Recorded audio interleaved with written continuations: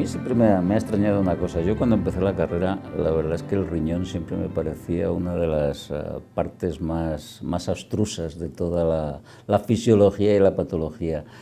Claro, ahora se ve muy claro en dónde se puede uno, como por qué es nefrólogo y para qué. Pero realmente cuando tú empezaste, ¿cómo se concibió eso, que aquello podía ser una especialidad y que podías dedicarte a toda la vida a esto?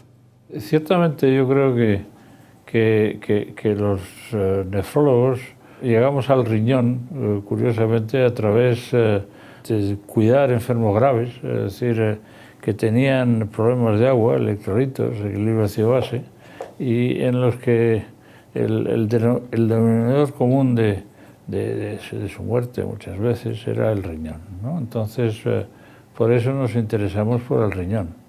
Es decir, al fin y al cabo, la razón de ser de la nefrología inicial pues fue el tratamiento del fracaso renal agudo, ¿no? Es decir, las técnicas de diálisis fueron eficaces en salvar la vida de una serie de personas, mujeres en su mayoría, que tenían un fracaso renal agudo.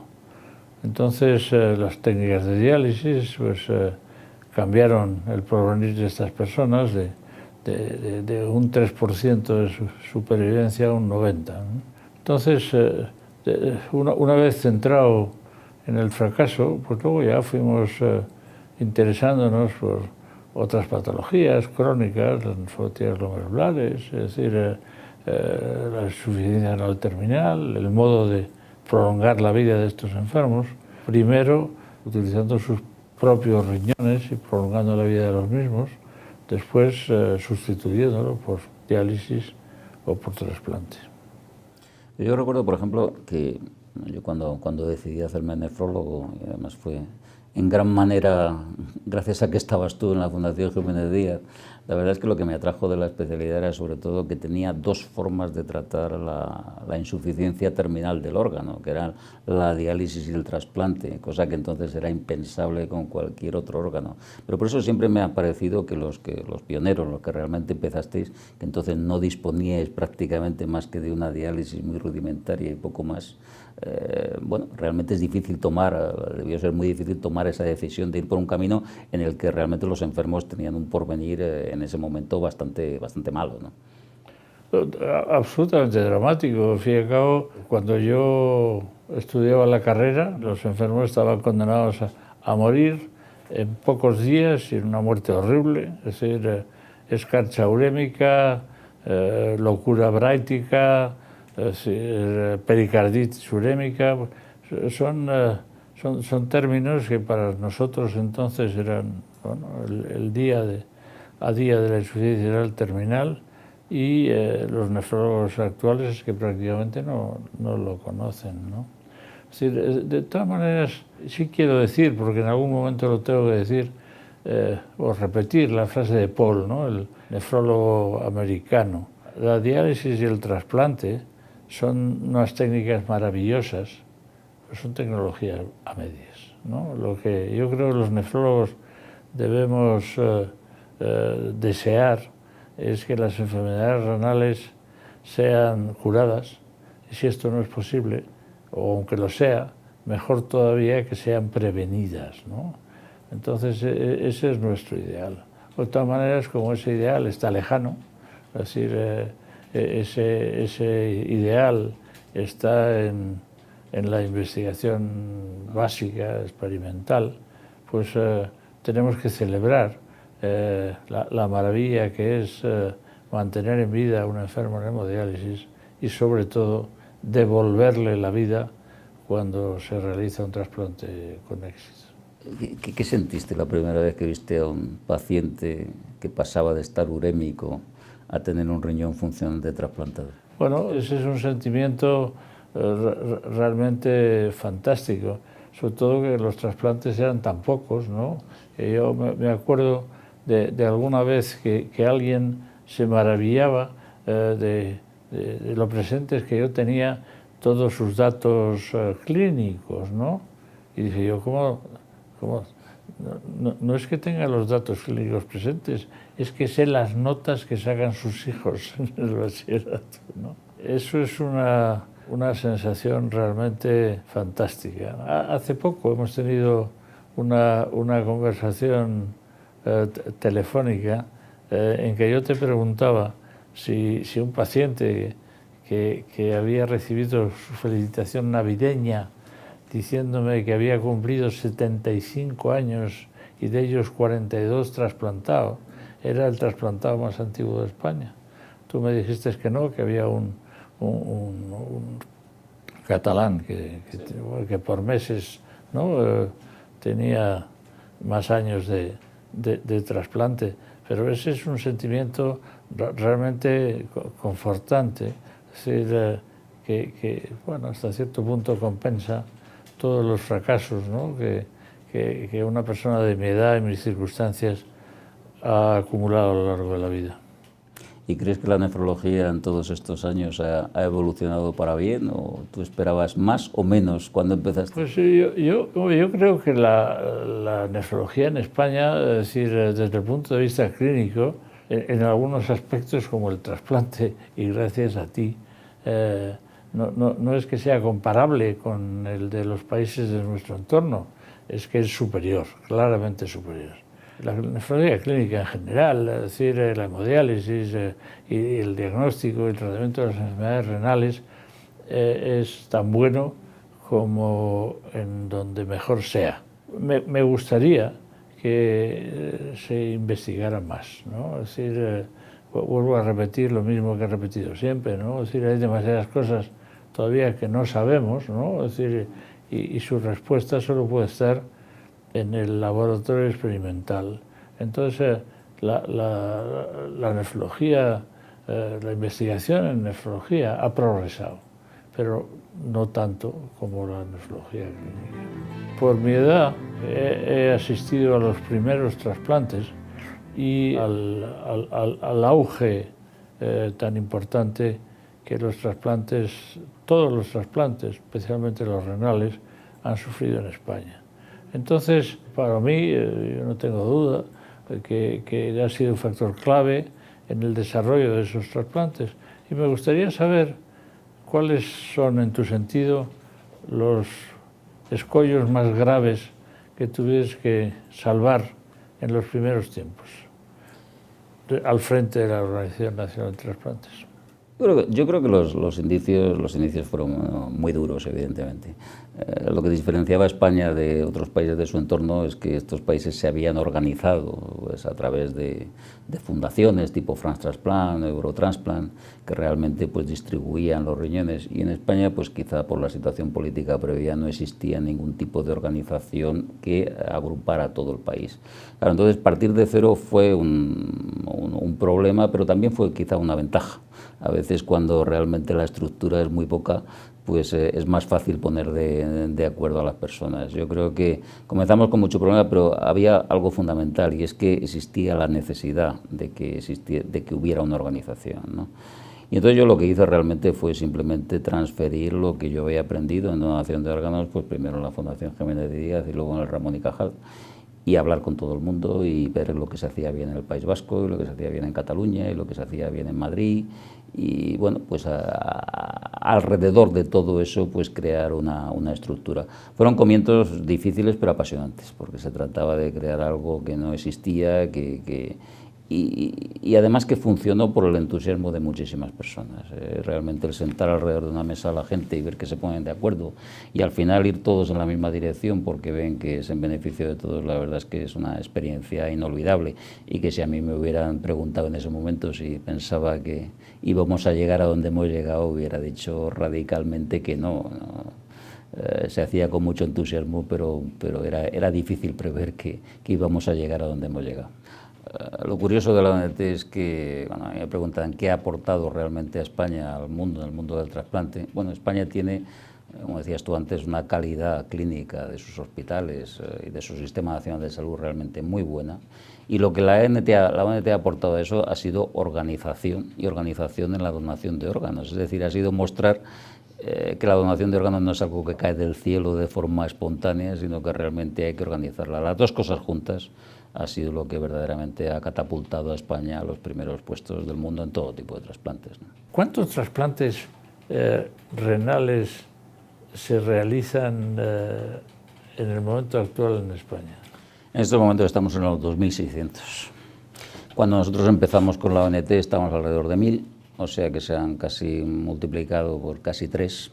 Y además lo que tiene realmente mérito es que, habiendo un cambio epidemiológico tan significativo como la caída en picado de los accidentes de tráfico, y sale en el periódico que España es el quinto país con menos accidentes de tráfico en toda Europa y el segundo después del Reino Unido. Bueno, pues a pesar de eso seguimos aumentando el número de trasplantes renales gracias a que se han introducido pues mucho más la donación de vivo, que debo decir que es algo que yo aprendí también en la Fundación Jiménez Díaz hace la friolera ya de 40 años, ¿no? Y que en estos momentos es lo que está tirando, o la donación en parada cardíaca. Es decir, yo creo que el modelo español se reinventa todos los días y esto es lo que hace posible que sigamos creciendo en un entorno que evidentemente es muy distinto al que teníamos hace 20 o hace 30 años. Yo recuerdo que hace 30 años prácticamente la totalidad o la inmensa mayoría de los donantes eran accidentes de tráfico y eso afortunadamente ha desaparecido, ¿no? Pues sobre todo es que la diferencia de cifras es... yo recuerdo, después de la primera reunión de la Sociedad Española de Nefrología en Madrid, tuvimos una reunión en la aula pequeña de la Fundación Jiménez Díaz, es decir, los 8 centros que en el momento actual dializaban, ¿no? y los 2 que trasplantábamos, ¿no? Entonces, las cifras es que eran realmente tan distintas de las actuales, ¿no? Es decir, era un momento en que en España al año no se hacían 10 trasplantes, ¿no? Es decir, en aquella época. Entonces, hoy hay una cosa que para mí me llena de orgullo. España es el único país ya de un tamaño importante que tiene más personas con un riñón trasplantado funcionante que en diálisis. Esto es inconcebible, porque la verdad es que en la mayoría de los países el número de pacientes en diálisis crece en forma logarítmica y España lleva reduciendo la lista de espera de trasplante renal ya bastantes años, en números absolutos y sobre todo en números relativos, teniendo en cuenta que aumenta la población. Yo creo que este es el resultado final de todo el esfuerzo de todo el país, la sociedad, el sistema sanitario, nefrólogos, urólogos. Me parece que es algo de los que España se puede sentir muy, muy satisfecha. Si esta casa en la que ahora estamos, la sede de la Organización Nacional de Trasplantes, no existiera, esas cifras serían muy diferentes. Pero hay algo que yo creo que también hay que destacar, y es que ya España en el mundo del trasplante no solo es cantidad, que eso sí que lo ha propiciado y mucho la ONT, sino también calidad. Yo creo que una de las noticias que mejor he recibido en todos estos años de la ONT fue la comparación de la supervivencia de los trasplantados renales comparada con pacientes similares en Estados Unidos, y el hecho de que a los 10 años haya 20 puntos de diferencia en la supervivencia del paciente y en la supervivencia del injerto. Bueno, pues yo creo que eso dice mucho de nuestro sistema sanitario y de todo el cuidado que recibe el paciente renal en España. Y bueno, volviendo a hace esos 30 y tantos, 40 años, cuando yo iniciaba nefrología, la verdad es que entonces si nos hubieran dicho esto, habríamos dicho que estábamos alucinando, ¿no? Eran tiempos del LSD y demás drogas psicotropas y probablemente nos lo habrían atribuido tranquilamente, ¿no? Nefrología es el órgano oficial, la revista de la Sociedad Española de Nefrología. Curiosamente, durante un tiempo yo me opuse a que hubiera una revista de la Sociedad Española de Nefrología, porque pensaba que los nefrólogos españoles teníamos que competir publicando en revistas internacionales de un alto índice de impacto. Pero llegó un momento en que también me pareció que la producción española era suficiente para que tuviéramos nuestra propia revista. Entonces, bueno, pues tuve la fortuna de ser elegido para ser el director de esa revista. Entonces, bueno, pues esa revista se publicó en español, con resúmenes amplios en inglés, y tuvo una acogida satisfactoria fuera de nuestro país también. De todas maneras, es decir, las cosas, yo lo he dicho siempre, es decir, empezarlas es fácil. Lo que es difícil es mejorarlas y darles continuidad.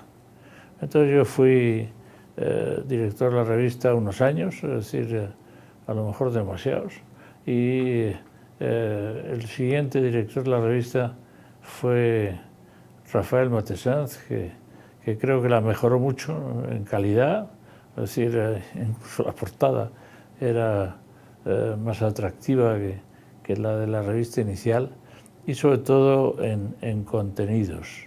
Para mí nefrología yo creo que ha sido un termómetro de la evolución de la nefrología española, ¿no? Porque verdaderamente yo siempre consideré que la revista tenía que ser lo que los nefrólogos españoles quisieran en cuanto a aportar sus contribuciones. Había que mantener un equilibrio delicado entre lo que se mandaba afuera y lo que se publicaba dentro, porque efectivamente el objetivo tenía que ser competir con los mejores en revistas de alto impacto.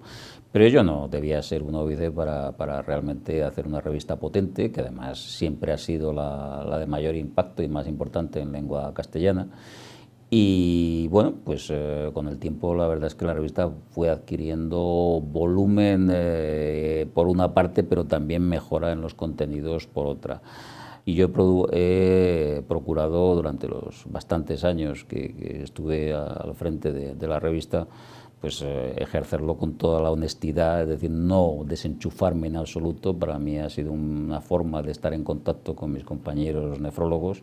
Yo me siento muy orgulloso de la labor que se hizo en ese momento y creo que lo importante es seguirla mejorando. Yo creo que los que han venido después pues la han seguido mejorando, la han introducido en una era pues lógicamente digital y con más proyección internacional y con traducción en inglés y todo este tipo de cosas que requieren las épocas. Me parece que al final yo creo que todos los nefrólogos españoles nos podemos y debemos sentir pues muy orgullosos de lo que se ha hecho a lo largo de todos estos, creo que debemos ya ir por cerca de los 30 años desde que se crea Nefrología, ¿no? Me parece que es una gran revista que tiene un lugar internacional ya totalmente reconocido y sobre todo que hay una cosa fundamental, que en nefrología han aprendido a publicar multitud de nefrólogos españoles. No solamente es lo que han aprendido del contenido, sino que muchos residentes, muchos adjuntos recién graduados realmente han aprendido a publicar las normas, a aprender unas normas de seriedad gracias a la existencia de esta revista. El balance lógicamente tiene que ser muy positivo porque hemos pasado de la época de los pioneros, como en tantas otras cosas, tantas otras especialidades. Yo esto lo suelo decir en los trasplantes, digamos que a la nefrología, por decirlo de alguna manera, industrial. Es decir, de tratar a unos poquitos pacientes de la mejor manera posible a intentar conseguir unos estándares de calidad muy elevados para todos los ciudadanos que realmente requieran una atención nefrológica, bien sea manejo de hipertensión, de insuficiencia renal, de diabetes. Bueno, yo creo que el panorama es completamente distinto. Era muy difícil en sus comienzos, en mi opinión, predecir a dónde íbamos a llegar. Y a mí la verdad es que me resulta imposible saber qué es lo que va a pasar de aquí a otros 50 años. Ojalá, lo que decía el doctor Hernando hace un momento, se convirtiese en realidad, que lográsemos hacer el objetivo de toda la medicina, que es prevenir, es decir, hacer que las enfermedades no se lleguen a desarrollar, que puedan ser prevenibles. Yo creo que en ese camino es en el que tiene que ir la investigación. Y bueno, pues espero que los que estén de aquí a 25 años pues puedan, o a 50, pues puedan decir que efectivamente que se han conseguido esos objetivos. Sí me gustaría subrayar que yo creo que en esa progresión que la nefrología española ha tenido, ha jugado un papel importante en que la nefrología como especialidad siempre se ha desarrollado dentro del sistema MIR, ¿no?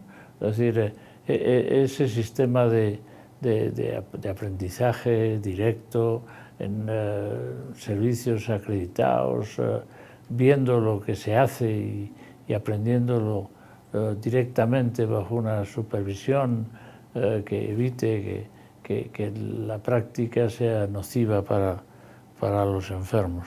Entonces eso ha contribuido al desarrollo tan importante de la especialidad.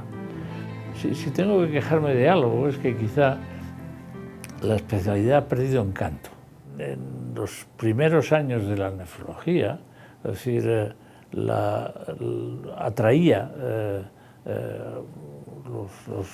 los MIR que acudían a hacer nefrología, eran los mejores del país. Mientras que yo he sido jefe de servicio, es decir, ninguno de los residentes que ha llegado ahí tenía un número por encima del 300 en el examen MIR, y he tenido 1, 2, 5, es decir, realmente personas, suponiendo que el examen sea discriminatorio, realmente extraordinariamente brillantes.